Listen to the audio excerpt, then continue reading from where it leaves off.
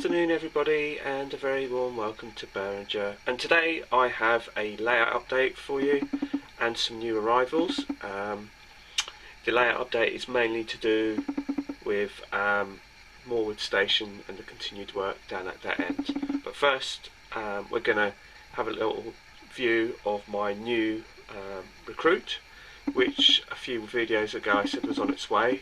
It was known as a tug, and I'm going to show you what class of locomotive it is.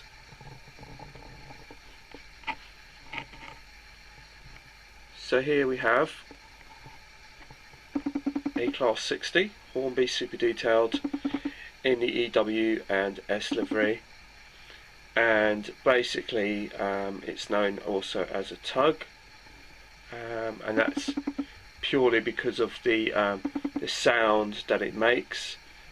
It's a low sound beat which was fitted to many narrowboats and canal barges and things like that, and so therefore it was just known as a tug for that reason. And it's finished in this EW and S livery, and I'm really pleased because Hornby Class 60s are probably one of the more expensive on the second-hand market. I mean, this is a really excellent second-hand example that I picked up. It came from Rails of Sheffield, and it's in really excellent shape. And these things are quite expensive, to be honest with you. Class 60s, they tend to hold their price really well. But I've had it running, and everything's all in working order, and it's very smooth. So I'm really pleased. So this is my tug, Class 60 026. Now I've got a couple of other bits and pieces to show you, which all add to the layout, which you may or may not be aware of. The first Oxford diecast vehicle, they've released this Royal Mail Sherpa van, which is really cool, because originally you could only get these through a company called Road Transport Images. So now Oxford Diecast have brought these ones out.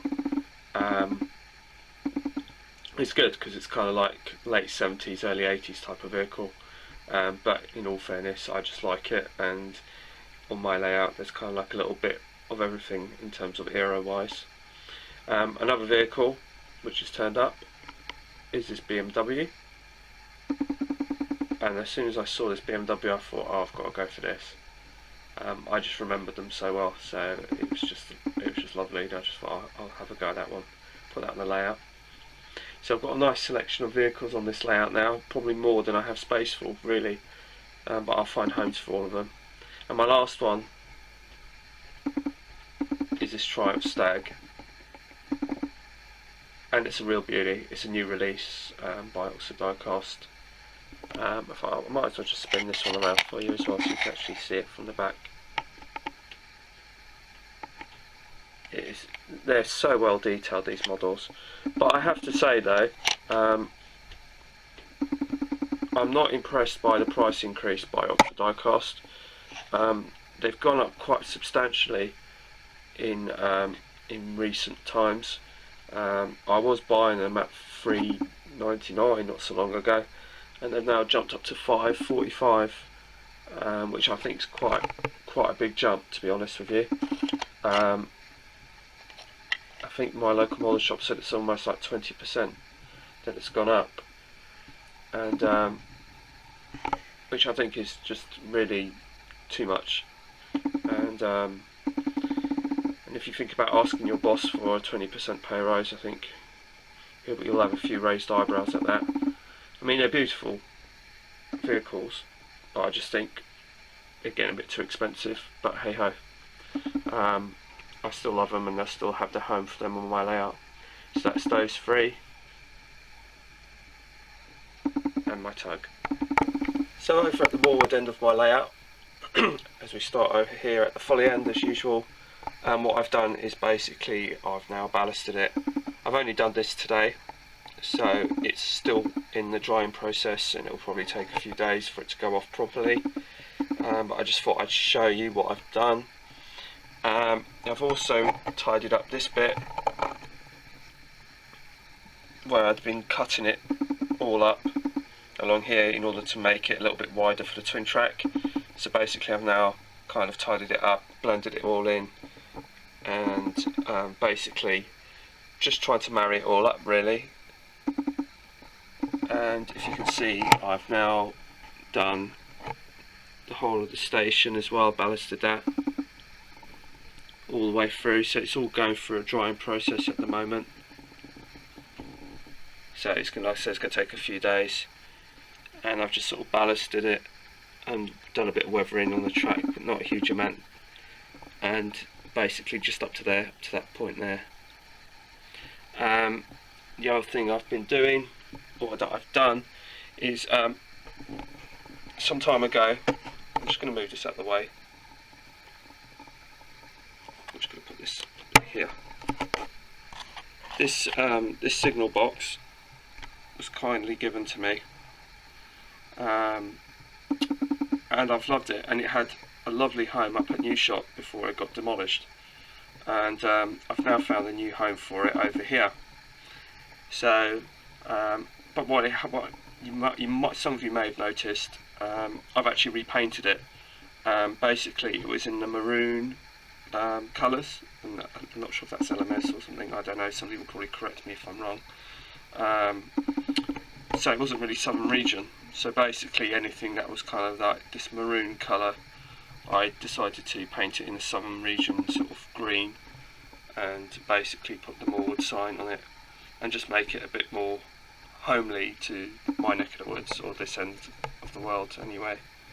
So that's something else I've been doing. I was a bit worried about doing it because I wasn't sure how my freehand skills were going to turn out and end up with paint on all over the glazing and damaging it and all the rest of it, but luckily, you know, it's come out really, really well.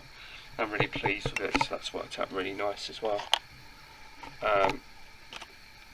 And then the last thing to really talk to you about is I've also done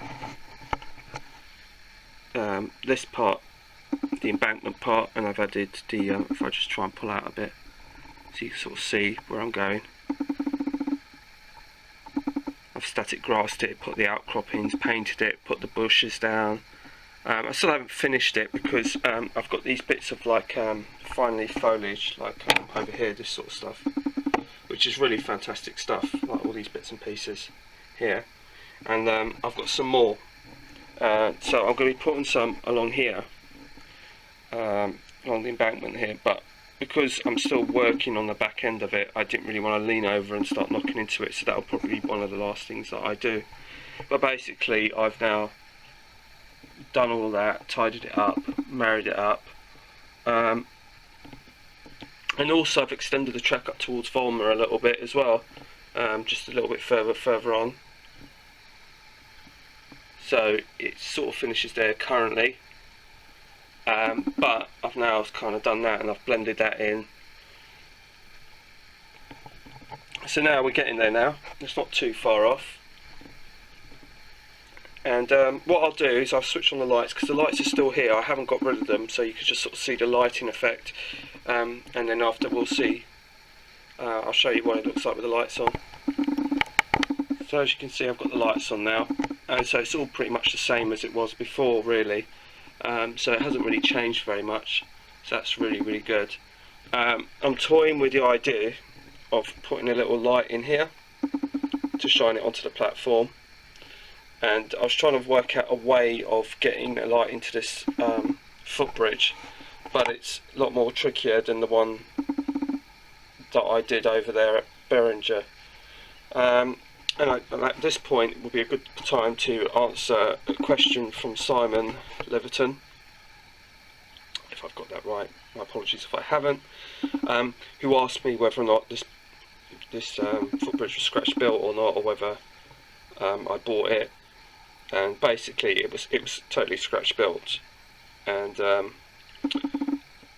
way I did it is pretty simple. It's not a difficult build. It's a bit time consuming, because all it is basically this is a Pico bookstall, and I wanted to incorporate that within the footbridge when I originally made it. So that was my starting point for making the footsteps, and basically all of these bits here is all the steps are individual layers of card that have just painstakingly just been glued one on top of the other, slightly going backwards each time to create the height that I needed. So basically that's how I made it.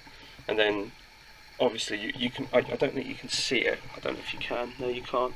I was trying to see, you might have been able to see all the layers on top of one another all the way through. And then what I did is I put a card on the side to cover up all those layers, and then I clad it in plastic card really. But basically that's all it is, it's just individual layers of card, one stacked on top of the other, to get the right height that I wanted, and just trying to work out what was going to be good and what was going to fit and how many bits I needed. So that in itself isn't a particular difficult build. Like I said, it's more time consuming more than anything else. And then like I said, this piece of card is just a card that just goes across there. So, and that makes the walkway across. So, and the thing is about this is this thing is really, really sturdy. I don't know if you can. I'll just try. It's a really sturdy build, as you can see. It's just one piece of card along there. I don't know if you can get right into it. Just trying to see if I can get the light in. I don't know. You might be able to see the individual layers of how it's stacked up. But yeah, I mean that's the doorway for the newsagent to go into his bookstore. So I don't know if you can. You might be able to see it through here. Anyway, that's pretty much how I did it. All these bits, incidentally, were from paving that I downloaded or something, I think it was, or maybe even from one of the I think it's like scale-moderated-scenery.com, one of those kind of things off the internet that you just print off the paving, and basically I used that basically. I think it was one of their free download kits, and basically I scrounged all the bits I wanted off the free download and made use of the bits that I wanted, and then the rest I just didn't bother using. So that's how I kind of made the concrete floor.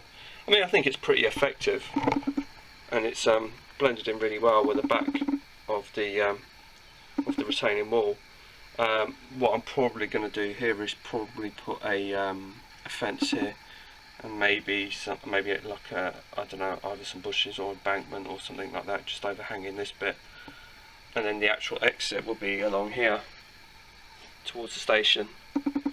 So I think that's how that's going to pan out, but I haven't quite worked out the full ins and outs of it. But this is about as far as I've got.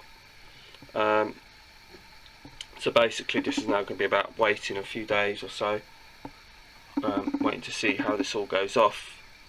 And then once it all goes off, again just cleaning up the track and test running it really to make sure it's all well. Oh, a word on the track is I had to rejig this track slightly because I brought a number of locos along here, and there's a little bit of scuffing and rubbing with my HST along the edge of the platform.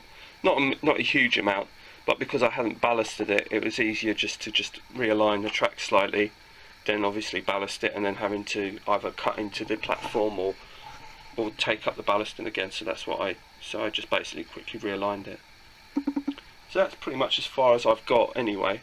So thanks for watching. Please feel free to comment and subscribe, and I will speak to you all soon. So bye for now.